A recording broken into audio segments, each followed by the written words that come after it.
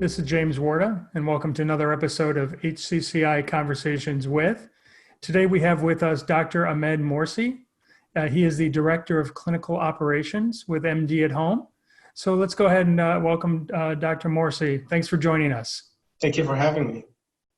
So Dr. Morsy, to start with, can you tell us more about MD at Home? Yes, we are an independent home-based primary care practice. We service patients in the community who are low-income, underserved, and need the care. Our primary goal is to reduce admissions to facility, make sure patients are stable and are at home. But we service over 5,000 patients within a radius of about 75 miles, with 30 clinicians in the field and about 15 office staff that supports the team clinically and administratively. Great. And for those who are watching this who aren't familiar with the Chicagoland area, can you give an idea of what part of the Chicagoland area you serve? Of course. We serve downtown. We go all the way to the Wisconsin borders north and as far south as an area called Crete, and from the lake on the east all the way to Rockford on the west side, DeKalb, Aurora, and Minoka. What contributed to you locating in the Chicagoland area? Chicago has a great healthcare community where that allows a free flow of information between different hospital systems and the university systems in the area. Also, what we notice is that Chicago has disparity in healthcare that requires such presence in the community. Can you tell us about your role there at MD at Home? I know you have a really unique background that brings together, from what I understand, patient care, business, and data.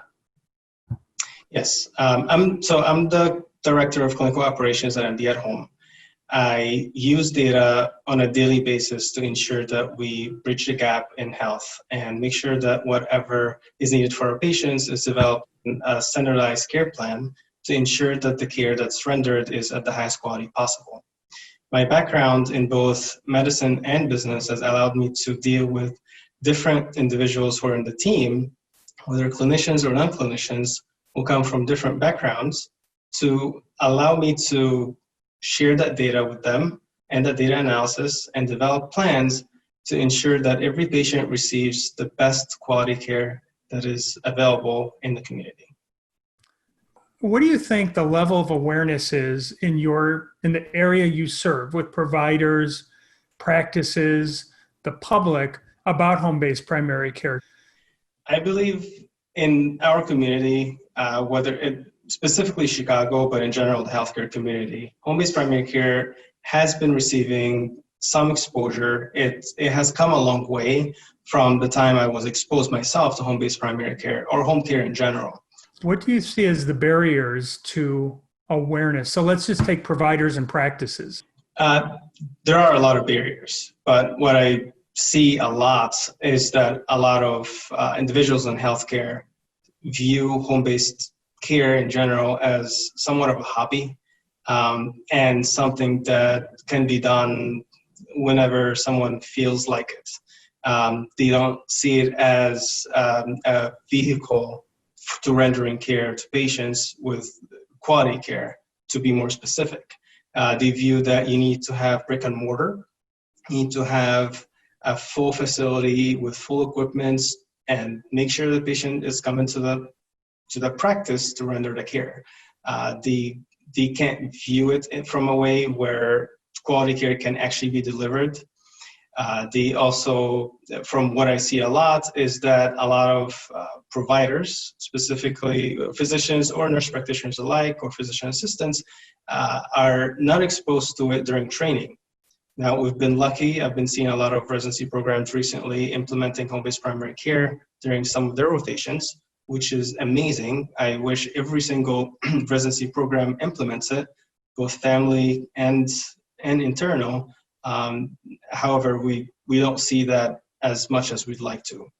I think from there, we would be able to see more practitioners who are open-minded about home-based primary care and who learn more about home-based primary care and recognize it as an integral part of the healthcare system.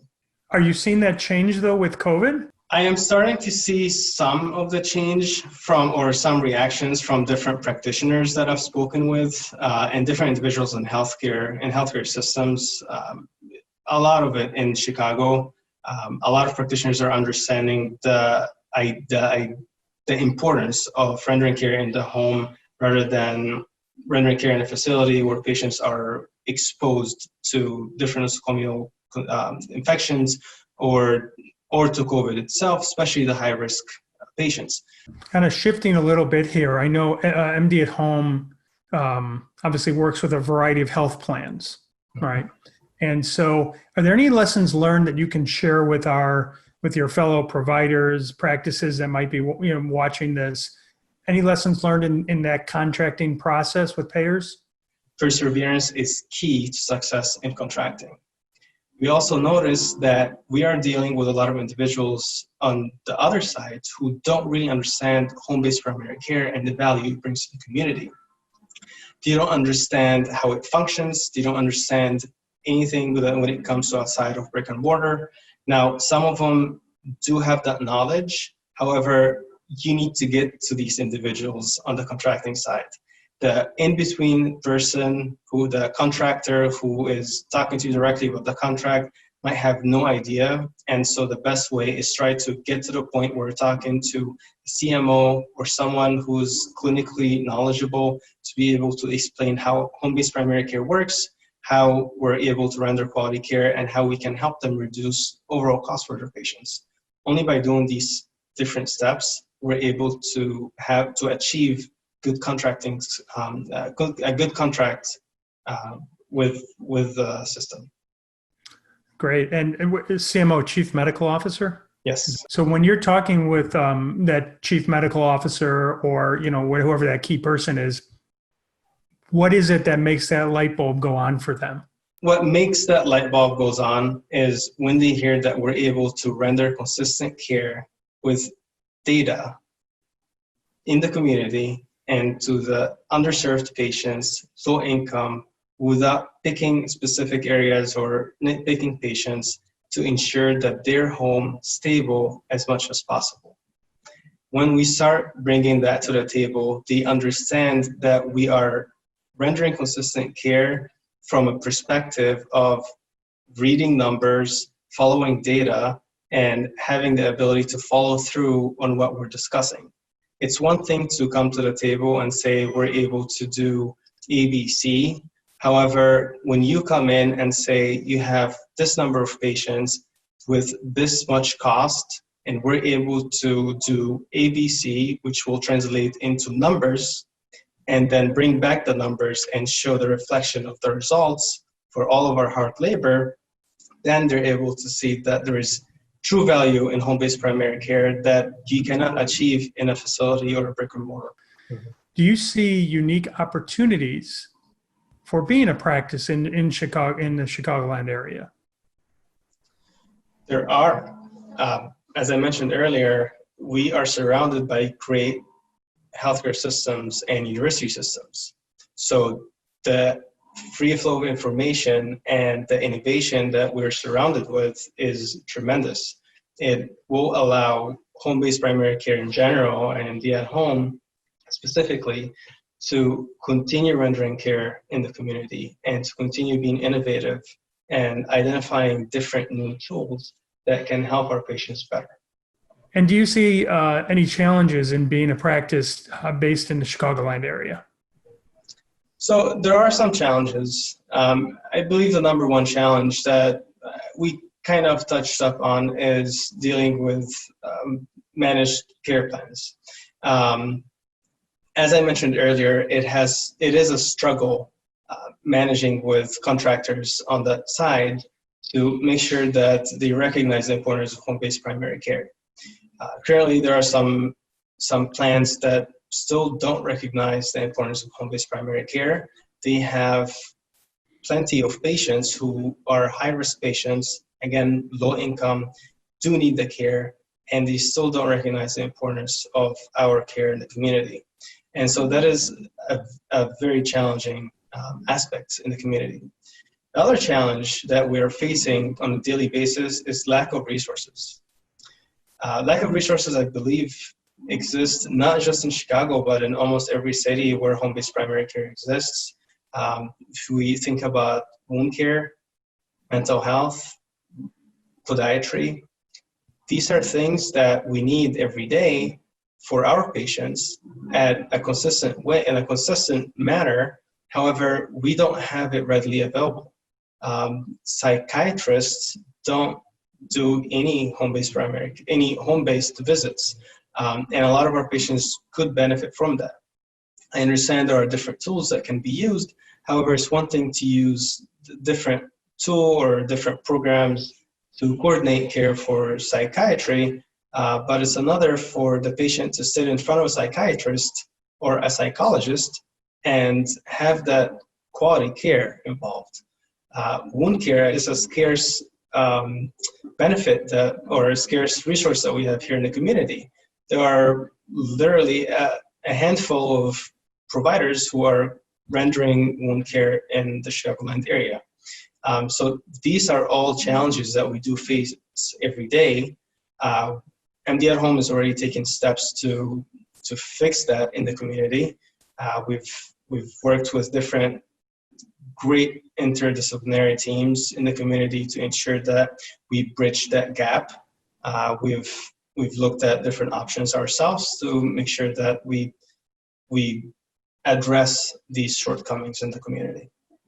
One other question about the Chicagoland area. So do you see any or have any perspective on, fee for service versus value-based payments and what the environment is like here?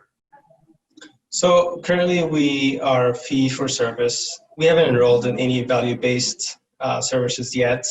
I believe as we continue enrolling different programs and developing more programs, we will be able to deliver value-based care in the community. Currently, what we focus on is improving the quality of our service, which translates into value, and eventually that can translate into the value-based payment system. How do you see MD at Home growing or expanding in the future? So we see MD at Home expanding more south into Illinois. We also see us expanding into Indiana, St. Louis, and eventually towards the east, including Detroit, the DMV area, and the New York tri-state area. What challenges do you see in being able to do that? The challenges will be identifying quality interdisciplinary team members that we can work with and ensure that we can share data with and render consistent care. Teaching our team members also how to use data and how to leverage that data and analyze it so that they can share it back with us and give us the ability to continue developing and improving our care that we render in the community, and replicating what we're doing here in the community in Chicago. Last question. We always end with this question, and you might have just answered it to some degree, but I still want to ask it. Why do you love house calls? Well, I love house calls because of things like that, because of observing miracles. We do see miracles every day. I did have a love for house calls before joining MD at Home. Like plenty of others in the community, I had no idea home-based primary care existed in the US. I'm originally from Egypt. We had a family doctor who used to come and see us from when we were babies. He saw everybody in the family. He knew about everybody, and he was there for us on events, and he saved our family members who were misdiagnosed in facilities. And so when I got into medicine, I thought to myself, I wish there is such a thing. House calls is what we call it in Egypt. I wish there are house calls here in the US. And so I ran into MD at Home, and I couldn't believe it. And every day I try to bring this doctor to life through the different programs that we roll out and through my training to every provider to make sure that whatever he did for my family is out there for our extended family here in the Chicago community, our patients. Wow. Well, sounds like you're bringing destiny and data together. Yeah. So, well, thank you. Thank you very much for doing this. We really appreciate it. And thank you for joining us for another episode of HCCI Conversations with. We'll see you in the future and have a really great day. Bye.